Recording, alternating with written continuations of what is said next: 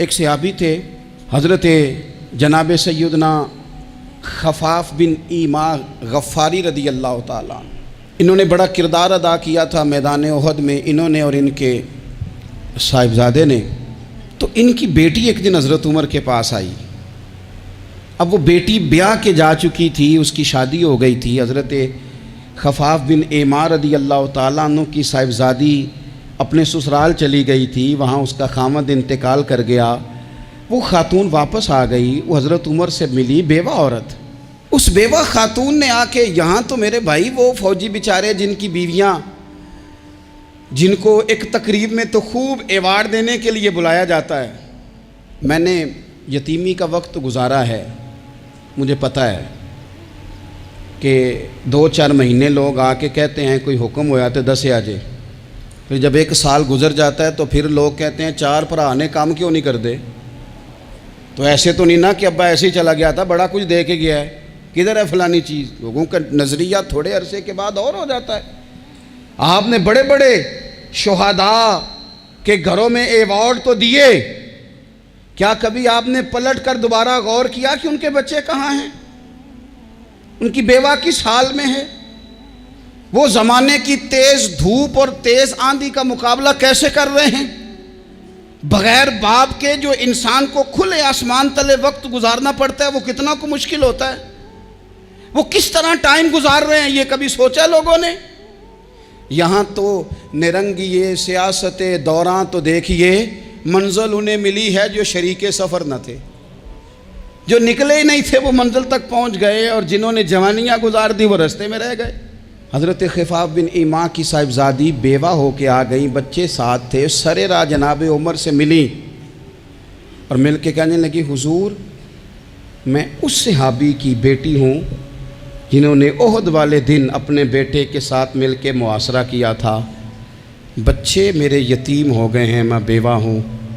حضرت فاروق اعظم رضی اللہ تعالیٰ عنہ نے فہرست نہیں مانگی، خرچے کی ڈیٹیل نہیں مانگی، تم آنا فلانے سے ملنا، پرسوں 9 بجے آ جانا دفتر، یہ کوئی بات نہیں کی۔ حضرت عمر غور سے کھڑے، اس بیٹی کی بات سنی، چھم چھم سیدنا فاروق کی آنکھوں سے آنسو گرے، دوڑ کے گھر گئے، ایک اونٹ نکالا، وہاں سے مال غنیمت کا مال کے بھر کے 2 بوریاں، اور بوریوں میں کیا تھا؟ چاندی بھی تھی، نقدی پیسے بھی تھے، کچھ ضرورت کا سامان بھی تھا، غلہ بھی تھا۔ 2 بوریاں بھر کے اونٹ پہ رکھ کے خود لگام اس بیٹی کے ہاتھ میں تھما کے کا پتر سامان بھی تیرا ہے، اونٹ بھی تیرا ہے، اور یہ نہ سمجھنا یہی کچھ تجھے دیا ہے، جب یہ ختم ہوگا تو رب تیرے لیے اور بندوبست فرمائے گا۔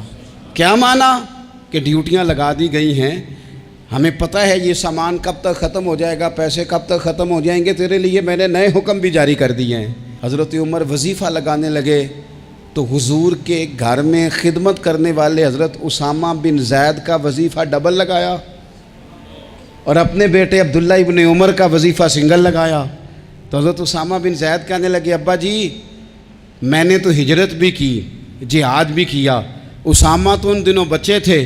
تو حضرت سیدنا عمر فاروق جواب میں کہنے لگے، پتر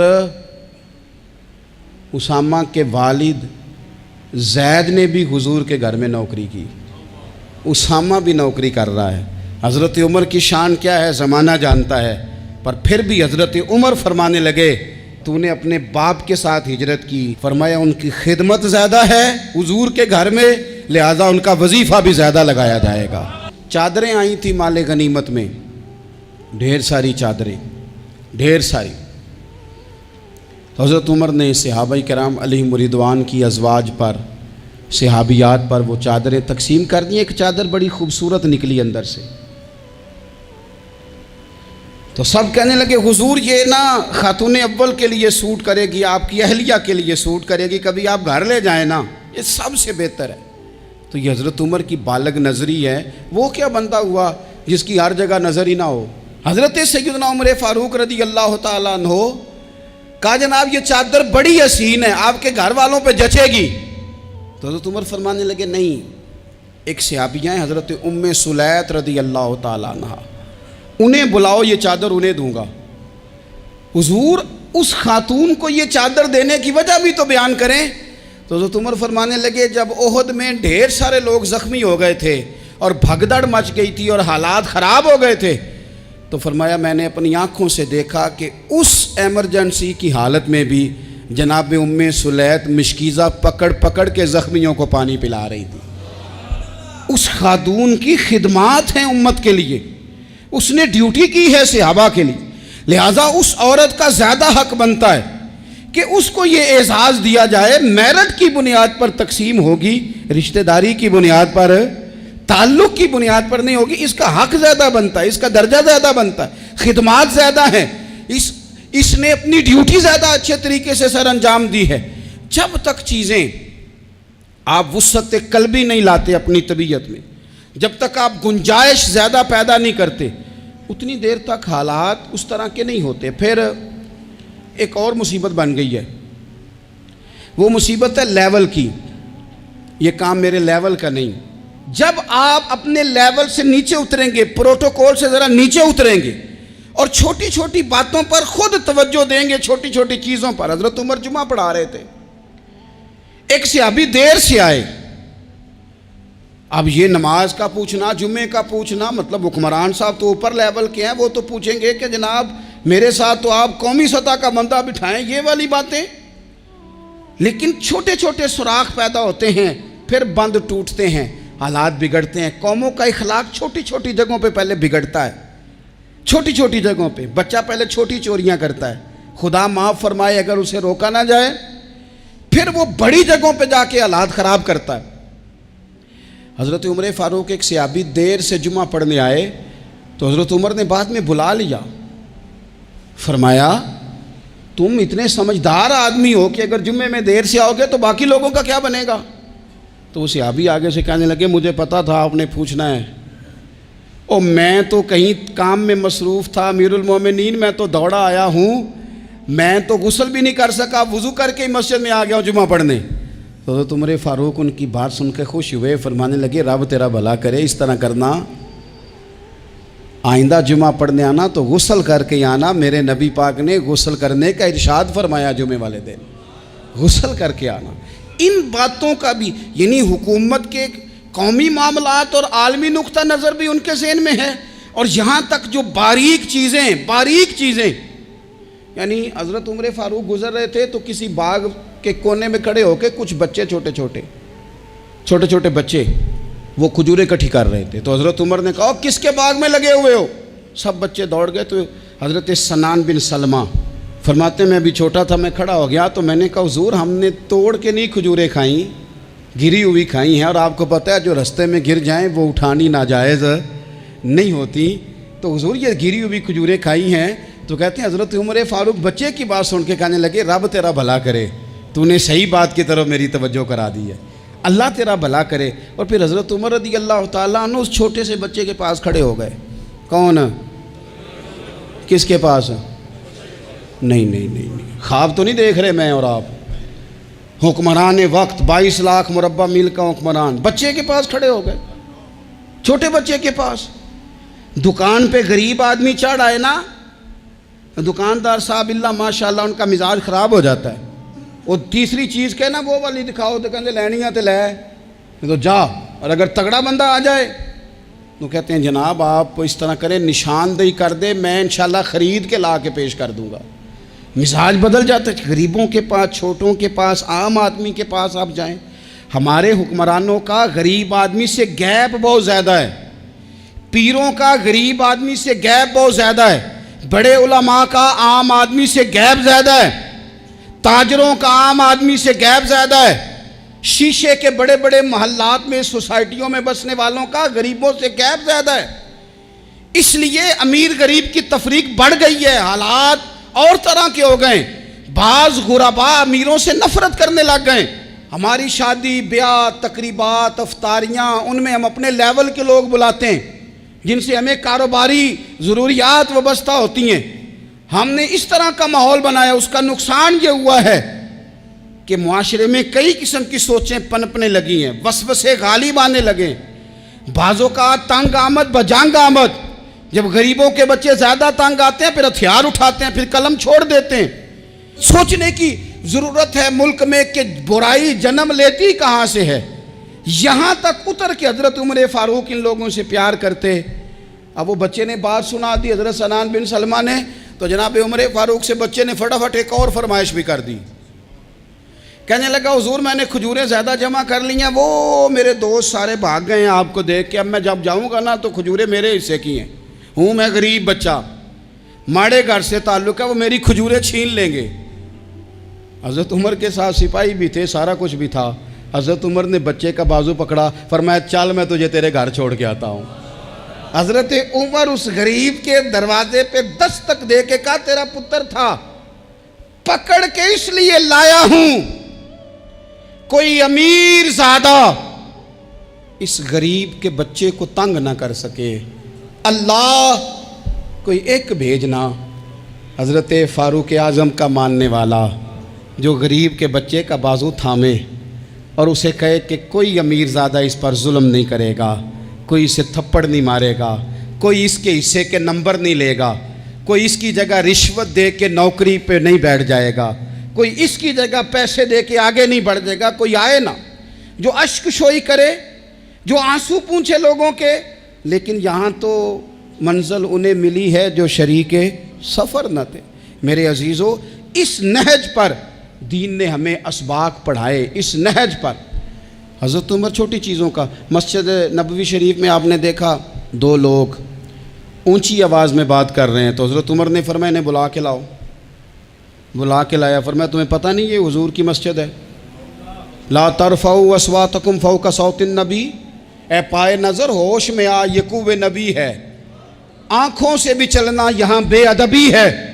پتہ نہیں وہاں سارے نعرے ہی غلط ہیں, کسی کے مرد آباد کا نعرہ ہو تو وہ بھی غلط, اور کسی کے زندہ آباد کا نعرہ ہو تو وہ بھی غلط. وہاں ایک کی نعرہ صرف اچھا لگتا ہے, وہ کیا ہے؟ یا رسول اللہ انظر حالنا, یا حبیب اللہ اسما. وہاں ایک کی نعرہ اچھا لگتا ہے کہ سونے آ گئے ہیں, نظر کرم ہو جائے. یا رسول اللہ پہنچ گئے ہیں, روزے دے دوالے نے غلامہ دیاں ٹولیاں, او ویکھو ایک پہ سن دے کروڑاں دیاں بولیاں. وہاں یہی نعرہ اچھا لگتا ہے, لب واہ ہیں, آنکھیں بند ہیں, پھیلی ہیں جھولیاں. کتنی مزے کی بھیک تیرے پاک در کی ہے. اور قربان جاؤں اپنے امام پر, اس قلم پہ واری جس سے وہ لکھا کرتے تھے. کہنے لگے کعبے کا نام تک نہ لیا, طیبہ ہی کہا. پوچھا جو تھا کسی نے کہ عظیمت کدھر کی ہے, ان کے طفیل حج بھی خدا نے کرا دیے, ورنہ اصل مراد حاضری تو اس پاک در کی ہے. تو حضرت فاروق اعظم رضی اللہ تعالیٰ عنہ نے نا ان دو لوگوں کو بلایا اور بلا کر کے فرمانے لگے کہاں کے رہنے والے ہو, کہاں سے آئے ہو؟ انہوں نے کہا جی ہم طائف کے رہنے والے ہیں. فرمایا تمہیں پتہ نہیں یہ نبی پاک کا روزہ ہے, حضور کی مسجد ہے, یہاں آواز اونچی نہیں کرتے, تمہیں خبر نہیں؟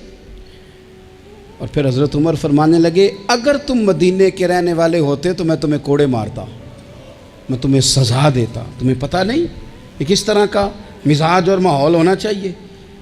تو حضرت فاروق اعظم رضی اللہ تعالیٰ عنہ کی جو خدمات ہیں, آپ تو بازاروں میں جب جاتے تھے نا تو فرماتے تھے ہمارے بازار میں صرف وہ بندہ آ کے کام کرے جو دین کا علم جانتا ہے, جسے تجارت کے اصول پتہ ہیں وہ آئے. دوسرے کو بیٹھنے نہیں دیتے تھے. اپنے مزاج کے لحاظ سے, اپنی طبیعت کے لحاظ سے مخلوق کے لیے دلوں میں نرمی رکھتے تھے, مزاج میں نرمی. ایک بات آپ نے کئی دفعہ سنی ہوگی, میرا بڑا دل کرتا ہے پھر سے اس کو دہراؤں. میں نے اسے سینکڑوں بار پڑھا ہے. جب طبیعت پوری بے چین ہوتی ہے اور اپنی ذمہ داریوں کا احساس کرنے کو دل کرتا ہے نا, تو پھر خیال آتا ہے کہ ہم بھی پڑھیں ذرا ان چیزوں کو. بار بار پڑھتا ہوں تاکہ احساس ذمہ داری پیدا ہو. آپ کے غلام اسلم فرماتے ہیں رات کو میں اور جناب عمر نکلے تھے, تو ایک مکان میں ہم نے دیکھا کہ ایک عورت نے نا, اس کے بچے بار بار شور کر رہے ہیں اور وہ کچھ پکا رہی ہے, آواز آ رہی ہے. تو حضرت عمر نے دروازے پہ دستک دی. کون ہے دروازے پہ؟ کہا میں ایک غلام ہوں. حضرت عمر کہتے ہیں غلام ہوں. بہن کیا مسئلہ ہے, بچے کیوں رو رہے ہیں؟ تو بی بی کہنے لگی تمہیں کیوں بتاؤں, جاؤ نا اپنا کام کرو. حضرت عمر نے اصرار کیا تو تلخ لہجے میں جس سے غصہ نہیں کر جاتے حکمران، councillor, chairman, M P M N A, ناراض نہیں ہو جاتے؟ اس تلخ لہجے میں بی بی کہنے لگی دعا کرو اللہ میرے اور عمر کے درمیان قیامت میں فیصلہ کرے۔ کیسا حکمران ہے کہ اس کی حکومت میں میرے بچے بھوکے سوتے ہیں؟ یہ میں نے پانی میں روڑے ڈال کے چڑھائے ہیں، لیکن یہ پیٹ کی بھوک یہ بڑی ڈاڈی ہوتی ہے، یہ نیند بھی نہیں آنے دیتی۔ خیال تھا رو دو کے سو جائیں گے، پر سو بھی نہیں رہے۔ حضرت فاروق اعظم دوڑے گئے، گھر سے سامان، اناج، غلہ کندھے پہ رکھا۔ خادم کہتے ہیں میں نے کہا کہ مجھے دے دیں، فرمانے لگے چل تو وعدہ کرنا قیامت میں بھی میرے بوجھ اٹھائے گا۔ کہ حضور نہیں، وہ تو میرے بس کی بات نہیں۔ فرمایا پھر مجھے کرنے دے۔ دوڑے آئے، اس خاتون کے دروازے پر لا کے وہ چیزیں رکھیں۔ کہا بہن اگر تو پردہ کر لے تو یہ غلام نہ آج کھانا پکا دے تیرے بچوں کو۔ پھر وہ گھی چڑھا کے، چینی ڈال کے، کچھ سامان پکتا تھا وہ کھانا پکایا۔ غلام کہتے ہیں جب پھونکے مارتے تھے تو داڑھی سے دھواں نکلتا تھا، آگ جلاتے تھے دھواں نکلتا تھا۔ پھر کھانا پکایا، پھر ان بچوں کو کھلایا۔ پھر حضرت عمر فاروق رضی اللہ تعالیٰ عنہ نا تھوڑے پیچھے بیٹھ گئے تو بچوں کے ساتھ اس طرح کی باتیں کرنے لگے کہ وہ ہنس پڑیں۔ جناب اسلم کہتے ہیں بچے اس بیوہ کے ہنستے تھے، بچے ہنستے تھے اور عمر روتے تھے۔ جب وہ ہنستے تھے تو فاروق روتے تھے۔ پھر وہ بچے آہستہ آہستہ لیٹنے لگے، اور جب وہ سونے کی طرف بڑھنے لگے تو حضرت عمر کہنے لگے بہن میں جاؤں؟ کہنے لگی رب تیرا بھلا کرے، میرا کلیجہ پھٹ جاتا اگر میرے بچوں کو آج شام بھی روٹی نہ ملتی۔ تو سیدنا فاروق اعظم رضی اللہ تعالیٰ عنہ کہنے لگے پھر تو میرے لیے دعا کرے گی؟ کہنے لگی میں دعا کرتی ہوں اللہ عمر کی جگہ تیرے جیسا کو نیک آدمی بٹھا دے۔ تو حضرت عمر کہنے لگے ایک چھوٹی سی گزارش بھی مان لو گی؟ کا کیا؟ فرمانے لگے کوئی یہ میری خدمت اگر پسند آئی ہے تو عمر کو معاف نہیں کر دیتی؟ غلطی ہو گئی، اسے پتہ نہیں تھا۔ اپنے منہ سے کہنے لگے سیاںا بھی نہیں، باشعور بھی نہیں، اسے چاہیے تھا خلافت کی ذمہ داریاں نہ لیتا۔ لیکن حضرت صدیق نے کہا تو وہ مان گیا، لیکن بہن میں اسے جانتا ہوں، بزدل بڑا ہے، کمزور بڑا ہے، ضعیف بڑا ہے، اگر تو قیامت میں اس کی شکایت لگائے گی تو بڑا کمزور پڑ جائے گا، اس کے لیے مشکل ہو جائے گا۔ تو کہنے لگی اچھا اگر تو اتنی سفارش کرتا ہے تو جا، میں نے عمر کو معاف کیا۔ حضرت فاروق اعظم نے چہرے سے کپڑا ہٹایا تو بی بی کہنے لگی اوہو آپ عمر ہیں؟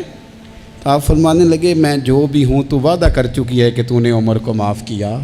پھر باہر نکلے اور اپنے خادم جناب اسلم سے کہنے لگے 2 بندے اور بلا اور انہیں گواہ بنا کہ میں نے اس غریب کے روتے بچے ہنسائے ہیں، تو جا کے ان کو بتا میں نے وہ ہنسائے ہیں، اس کے بھوکے بچوں کو میں نے روٹی کھلائی ہے، اور تو گواہ ہو جا کہ اس بی بی نے خود کہا ہے بغیر جبر کے، میری گزارش پہ کہا ہے کہ میں نے عمر کو معاف کی۔ کیوں نہ ہم بھی اپنی اپنی ذمہ داریوں کا احساس کر لیں، کیوں نہ ہم بھی جہاں جہاں ہماری ڈیوٹی ہے ہم بھی وہاں غور کر لیں، کہیں ایسا تو نہیں کہ ہم بھی کمزور پڑ گئے ہیں، ذمہ داری تو لے لی ہے پر اب ہم ادا نہیں کر پا رہے، ورنہ وہاں سے معافی لے لیں۔